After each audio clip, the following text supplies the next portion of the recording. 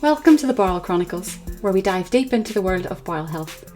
I'm your host, Nikki Kilpatrick, and on this podcast we have raw and candid conversations with individuals facing various bowel conditions and illnesses. Through personal stories and shared experiences, we illuminate resilience and courage in the face of adversity.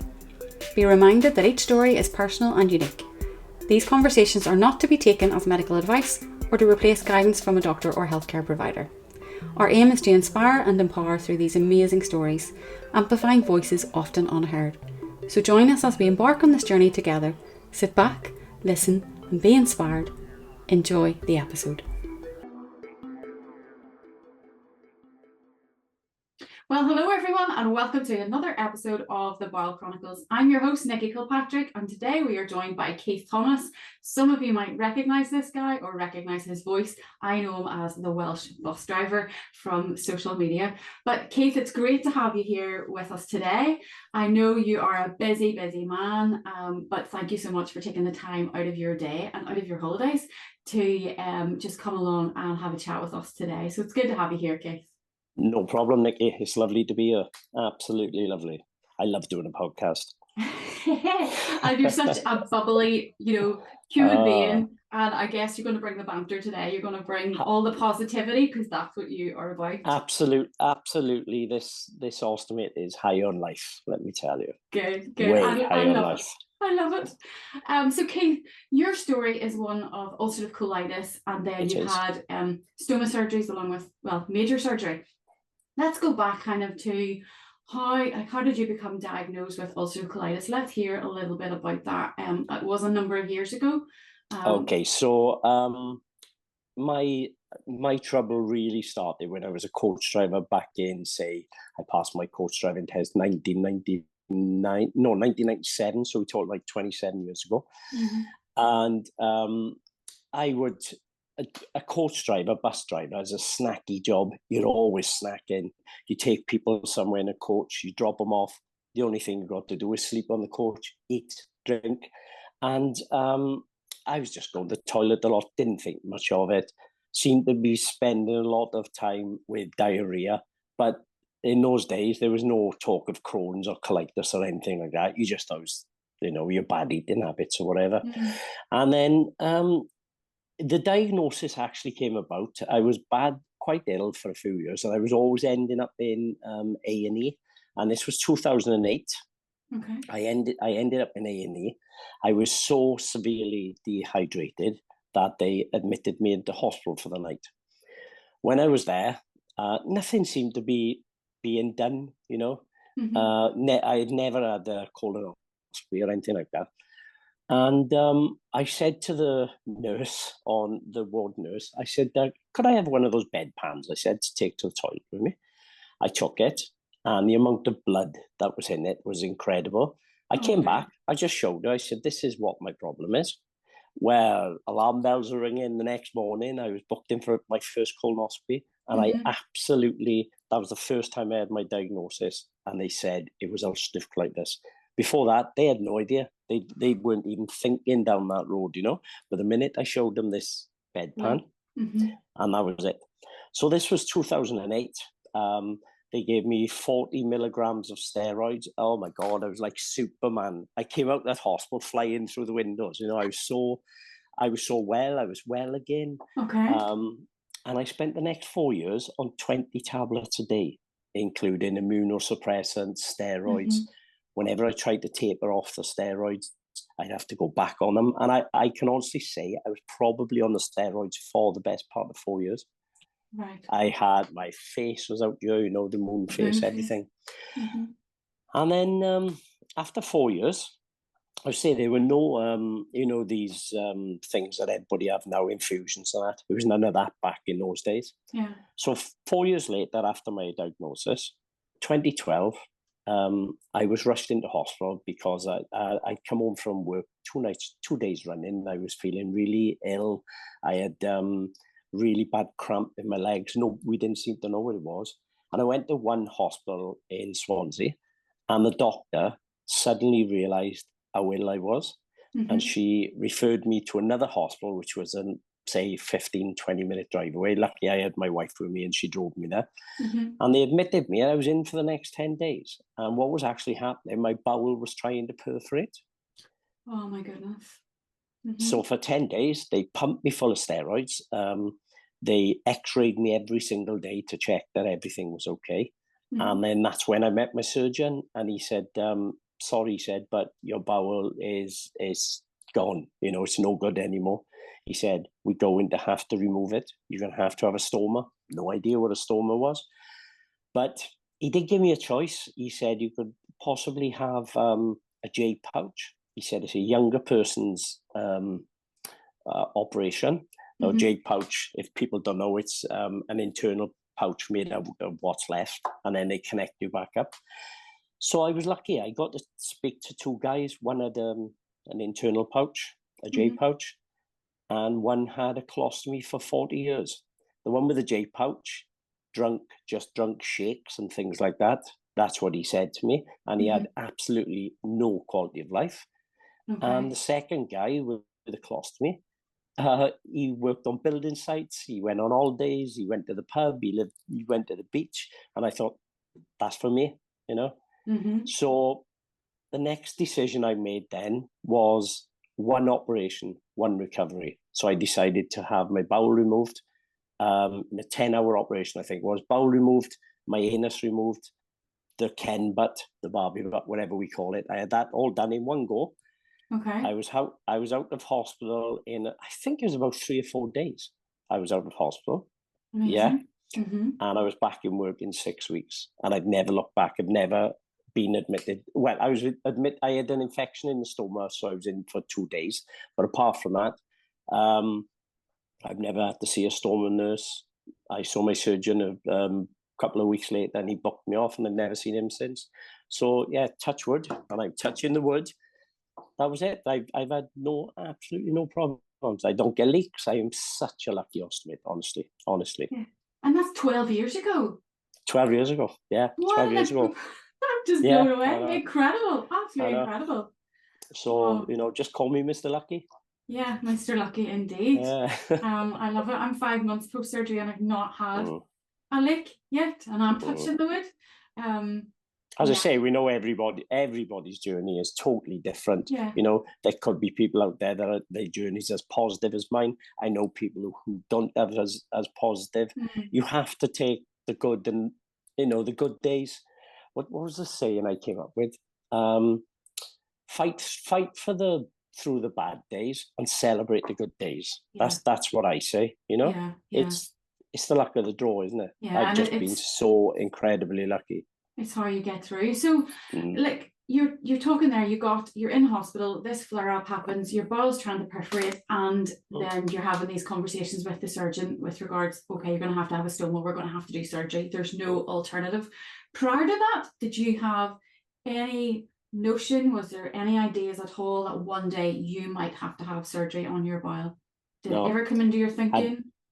I hadn't even heard of a stoma until they mentioned it to me in the hospital. Then I might have heard of somebody having a colostomy years and years ago, but apart from that, in 2012, there was no real social media. There was Facebook. I think Facebook was around, but that was the only one.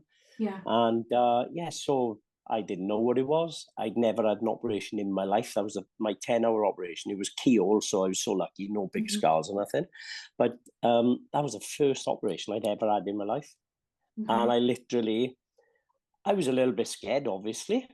But I went down laughing and joking with the nurses as I did. They gave me an injection. I think I managed to count to about 3 or 4. I went to sleep and I woke up and it was all done. And my dad, my late dad, he passed away in 2019, but my late dad, I didn't know at the time. He'd stayed outside the operating theatre for the 10 hours. And as soon as I came out, he passed away in 2019 now, sadly, but he stayed outside the operating theatre.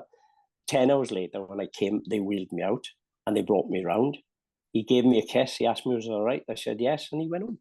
But he sat there for 10 hours, Wow, it just melts my heart. I want to shed a tear. Incredible. I know. I've shed a few over that. Yeah, but, special, very special memory to have. Yeah. very. So, you're married. How long have you been married? Were you married whenever you went through surgery? Yeah, so it's our second marriage, both of us. But my wife Jane, now we just celebrated 19 years married. Wow. And so she has been through this entire journey with me, and oh my God, she's amazing. She is absolutely one in a million, and I say that quite often. We've been through it, we've cried through it, we've laughed through it, and there's nothing better than having somebody by your side. So it's a big change, not just for yourself and for your body and your appearance and how you feel inside, but it impacts relationships. And I've heard a lot of horror stories, and it just breaks my heart that people just don't have the support.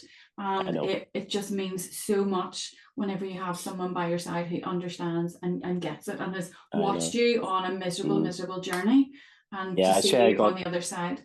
I got an amazing family, I got 4 grown-up children, I got 7 grandchildren. Actually, there is Crohn's and colitis. Sorry, just Crohn's, and colitis in the family. My eldest son has got Crohn's. My young grandson has got Crohn's. My youngest sister's got really severe Crohn's. And she's not well with it at the moment. I had ulcerative colitis. I have an identical twin, and apparently he's got underlying Crohn's. Now I don't know what that is, whether it's a few symptoms and it just hasn't surfaced, thankfully. But I was the lucky one of the family. I had colitis.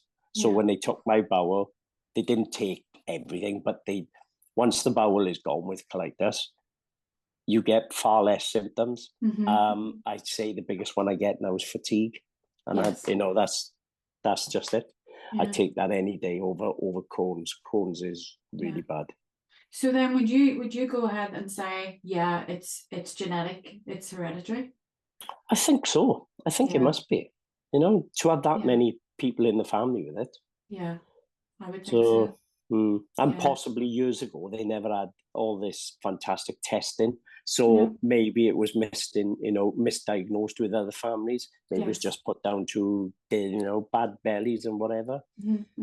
So maybe a lot of families maybe did have it and they just didn't know. So you're on the other side of surgery, living an absolutely incredible life.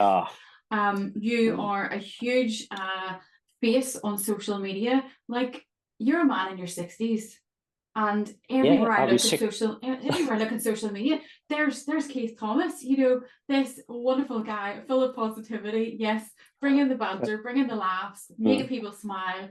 And like, how did you even come to do that?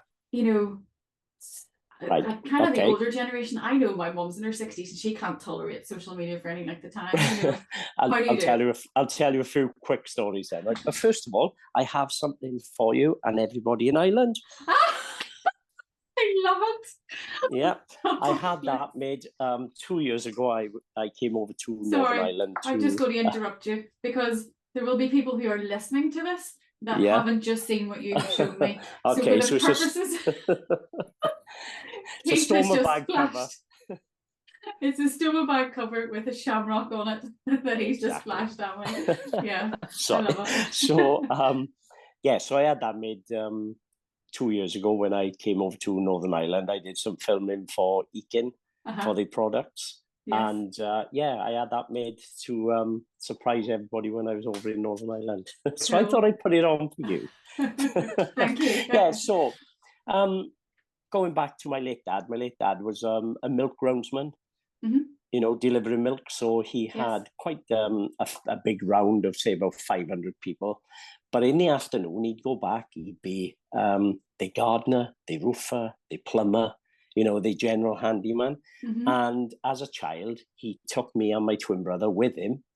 So we not only got to learn practical skills, thankfully, but we also taught how to interact with people, how to be nice to people, how to treat people as they should be treated, which sadly, a lot of that is forgotten these days.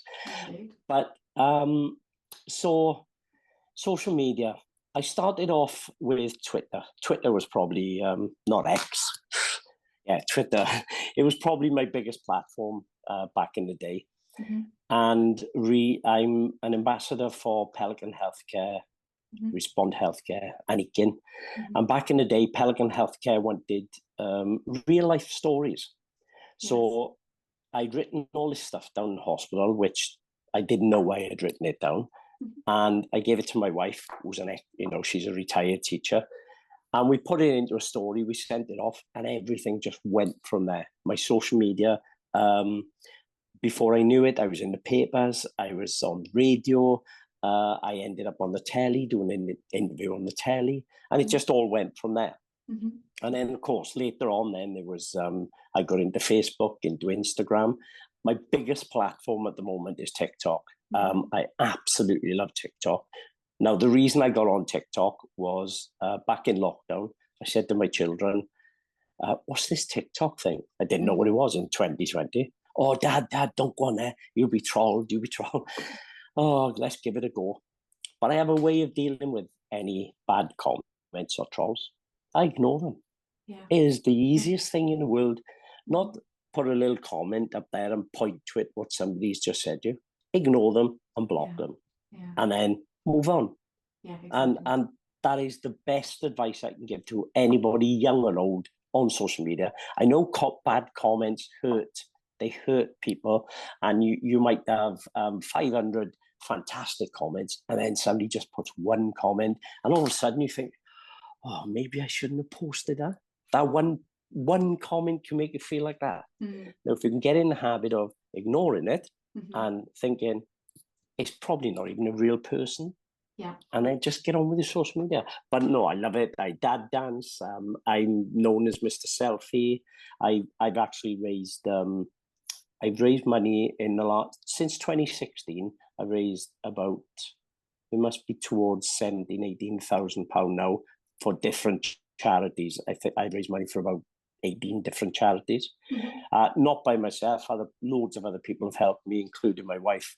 And I've walked, I've skipped. I did the couch to 5K and then run a 5K. I did a whole selfie challenge for a year, posted a selfie on social media for a whole year and raised £3,800 for Marie Curie. Fundraising is so much fun and it's so easy just by taking a selfie. Yeah. So I may be 63, but I feel about 23. Social media is for everybody, but I joke a lot that I'm the granddad of TikTok. Yeah. Well, I love it. Keep being you. Keep turning up, because you do put a smile on everybody's face, and you just bring so much encouragement and light to social media that definitely is needed. There's so much negativity on there. Definitely. I don't have time for it, and I think it's on us to kind of bring back the positive vibes, and especially with chronic illnesses and conditions, and living especially with ostomy. So your stoma has not held you back in any way, am I right? Not at all. Not at all. I've climbed mountains, I've go swimming, I've run, I've walked, I've skipped, I've just done whatever I wanted. Do you know what I mean? For me, it's another way of going to the toilet. Don't get me wrong, I'm not going to say Keith doesn't have bad days, but Keith's idea of a bad day is to lock yourself away with music, and then I'm fine. Right? I love music. I'll just shut myself in a room with music and I'm fine. So yes, I do get bad days like everybody else. I just don't plaster all over social media. I don't feel I have to. Yeah. You know? Yeah. I've seen some crazy videos of you even on hoverboards with your grandchildren, maybe. Nothing holds you back at all. Even where work is concerned, like you make TikToks inside work, everybody totally understands where you're coming from. I got fantastic colleagues, and the support I've had from colleagues and management over the years with all the social media I do. I could just walk into a room with 10 people and guaranteed at least 8 of them I'll just say, have a selfie, have a TikTok selfie. And they just do it, you know. They are fantastic, you know. And I've been very lucky. I'm an ambassador for First Cymru, who I work for. I was lucky to have my face on the side of 3 training buses. I've done recruitment videos, and I've been so lucky to win 2 awards as well back in 2019. You know, I won Welsh Bus Driver of the Year, and then the same month, 18 days later, I was entered for the UK Bus Awards in London. Thousands and thousands of entries, and I came second. So it's such an achievement, you know what I mean? Yeah. And it's not just about driving a bus, it's about how nice you are to passengers, how you treat people. I had secret people on the bus while I was driving it for a couple of days, checking how I was, you know, with people and that. And yeah, I came second in the whole of the UK. And again, that probably comes back to the interactions you had with your dad, taking you out as a child, 100%, interacting 100%. with people, respecting people, communicating, Yeah. learning all of that social interaction, which is so important. It is. I love it. I love it. I really love it. So like your stoma, like how do you cope as a bus driver? Because it's an ileostomy you have, so your output is a bit more than a colostomy stoma would be. How do you cope with that? Well, my secret is, first of all, I'm lucky I'm on a route that is between universities, so I'm never an hour at the most away from termination and a toilet, right?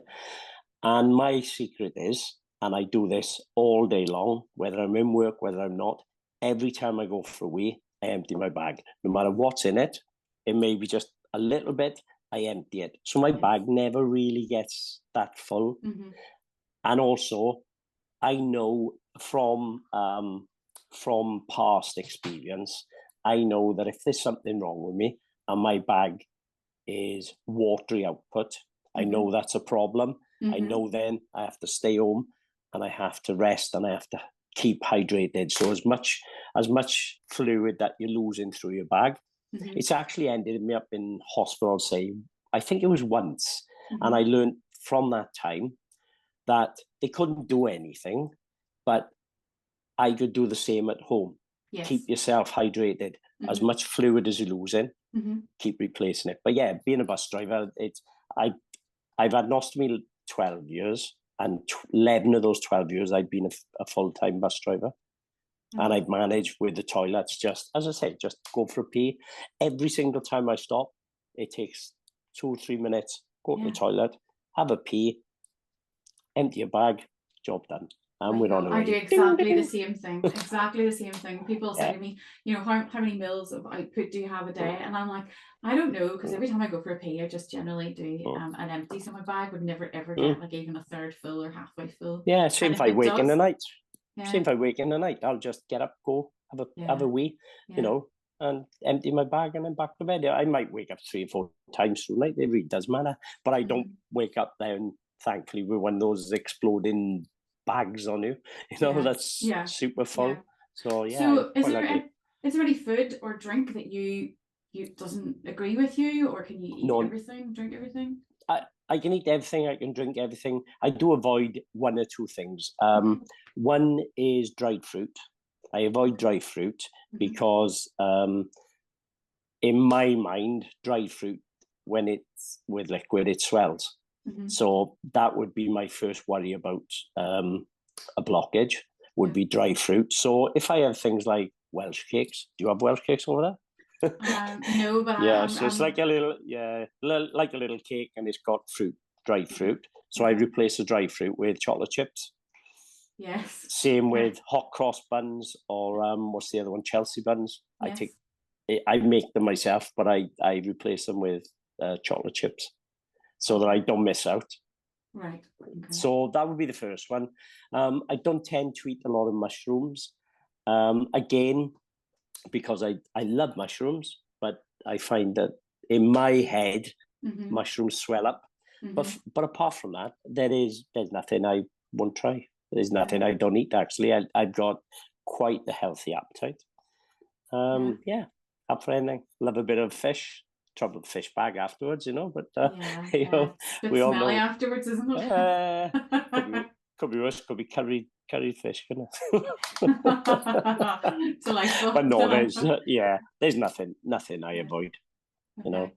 So let's talk a little bit, kind of, to wrap up, because we've heard quite a bit of your story there. You are an ambassador. I don't normally go into detail on this because we're not sponsored by anyone or sponsoring anyone, but I do want to talk about it because it's a lot of your life and what you share. So you are an ambassador for Respond, Pelican and Ileostomy. What is that like for you? Absolutely like winning the lottery, honestly. I'd say I'll start with Pelican and Respond in Cardiff. These guys, they make ostomy products. Pelican make ostomy bags. Respond to the delivery company. But in the years that I've been associated with them, they don't make this stuff, in my opinion, for a profit. Obviously they do. But everything they do is aimed at ostomates and ostomates' well-being, you know? The relationship I have with them, the relationship the other ambassadors have with them is absolutely, you know, I've just come back from 2 days in Bath where I was totally spoilt. Second day was photo shoot and video shoot, which they'll use those all year now. But nothing is too much trouble for them. Absolutely nothing. And I haven't had so much to do with Ekin, but Ekin are now in Cardiff. They're based in Cardiff at the same place, so I'm sure I will. But yeah, I was flown over to Northern Ireland 2 years ago just to, photograph some products. They could have picked anybody over in Ireland, couldn't they? I know Mary Rose did it with me at the time. You know, we're fantastic friends now, me and Mary Rose, since we met each other a couple of years ago. And it was lovely to see her on Monday. She was over here at the get-together. But yeah, they could have picked anybody. But so you were here at Ileostomy. You were at their headquarters? Yeah, it's at the headquarters. Can I tell you, you were literally 1 mile away from where I'm sitting right today. Was it? Oh, that's actually, how close you were. No, sorry, I didn't go to the. I stayed in the Tully Glass Hotel. Is it? Oh right, so you were further up north. Further up. And they rented a farmhouse or something, and we did all the photo shoot in there for 2 days. Very nice. So I was a bit gutted because I never actually got to go to the factory, the Ekin factory. It's literally 1 mile from here. I'm hoping they'll arrange something so I can go back over, and I'm sure they will. If they're listening, if they're watching this, I want to come to Ireland. I love Ireland. I love Ireland. I love the Irish people. That's cool. So you've done quite a bit then. Yeah, done quite a bit. As I say, last week was my third get together. First tour in Cardiff, 22, 23. I've met so many ambassadors. It's, do you know what? Being in a room full of ostomates for 2 days, or rooms, people that just get it, you know? Yeah. And we have so much fun. We all know what each other's going through, but I would say my ambassador work for Pelican, Respond and Ekin is way up there. Things I've done, you know, without an ostomy, I've had so many opportunities in life, and without an ostomy, none of it would have happened.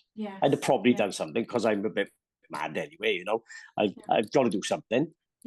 But you know, the things I've done. I last month I was down in where was it? I'm going to get it right now, innit? Yeah, I was down towards Cornwall way, Taunton. That's it. I was down in Taunton, and I was doing a talk on body positivity and sex and intimacy with Stoma to like 60, 70 people who had stomas. You know, I was invited there to do it 2 years running. And had you not your stoma, that would be an opportunity. Never stoma. Yeah, exactly. So I love my stoma. And like, nobody can fight, nobody can argue with you or take that away. That is so evident, especially whenever not at all you turn up day in, day out, you share life and how great your life can be with a stoma. And not everybody gets it easy, and there are those days where yes, we do have fatigue. Of course there are. And you know, emotions can run high from day to day, but I think if you take yourself to that place of, what was life like before my surgery, it's very, very different. It's horrendous. Stay there too long. My life was horrendous, absolutely horrendous. And to if you see my life now, it's like winning the lottery without getting the money. Yeah. It really is, you know. Yeah. I know not everybody's journey is like that. Not everybody's that lucky, but Yes. I'm just grateful that I am. Yeah. And what we're about here is, you know, sharing hope and sharing positivity, you know, trying to help people. I know my journey was tuning in, listening to podcasts before surgery, and it actually helped me mentally prepare for that and be more accepting of, oh, this might just give me the quality of life back that I need. And indeed it was right. Yeah. Keith, if there was something that you wanted to share before we wrap up, what would it be? 100%. Right, okay. 8 years ago today, a good young friend of mine passed away. He's 26, with a heart attack, right? Now, I get people asking me most days, why are you so positive? Why are you so upbeat? Is this going on in the world? Is that going on in the world? Every single moment of every single day is precious. You have the choice whether you live it positively or negatively. It's your choice. You can wake up with a smile on your face every day, or you can wake up and be the most miserable person. It's your choice. I choose to be positive and live my life for the people who cannot anymore. The people I've lost, loved and lost, they're not here anymore, but I am. And I'll only get one chance in life, and I'm going to enjoy every second of it. No regrets. That is my message. None at all. None at all. I love it. Keith, thank you so much for coming here today. Oh, it's my pleasure. Sharing your story. You know, it is going to impact so many people. Honestly, thank you so much. Guys, that is it from us today. Join us again next week where we'll bring you another episode. And for those listening and watching, Keith's social media handles will be tagged in the show notes here below. Go give him a like, follow, watch this guy turn up on social media. Honestly, he will bring a smile to your face. You will not regret it in any way. And if you've got any questions about his health journey, do interact with him, and I'm sure he will happily answer those questions for you.